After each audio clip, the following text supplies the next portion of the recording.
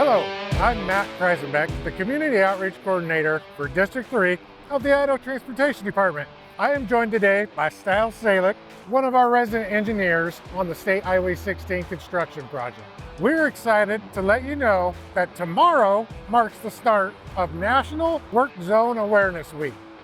This week is all about spreading awareness for safety in work zones for all of Idaho's workers and drivers. Stiles, why is this week so important? Well, Matt, safety is ITD's #1 priority.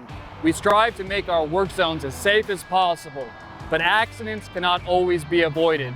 In the past 5 years, Idaho has experienced over 3,400 work zone crashes.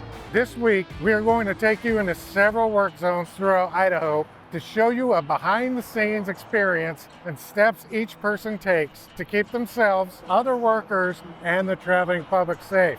We will talk to a construction worker, work zone inspector, maintenance workers, and Idaho State Police officer. Each video will give you a unique perspective of different work zones so we can reduce those accidents. That's right, Matt. All work zones are set up different and vary in size, duration, and proximity to motorists. Motorists must pay attention to signs, posted speed limits, and traffic patterns to make sure everyone gets home safe. Each day, we will release a new video on our website, staysafeidaho.org. The videos will also be released on our social media channels. We encourage and hope that you view each video and please share them. Please remember, put the phone down, pay attention, slow down, and avoid distractions. Safe actions save lives. Stay safe, Idaho.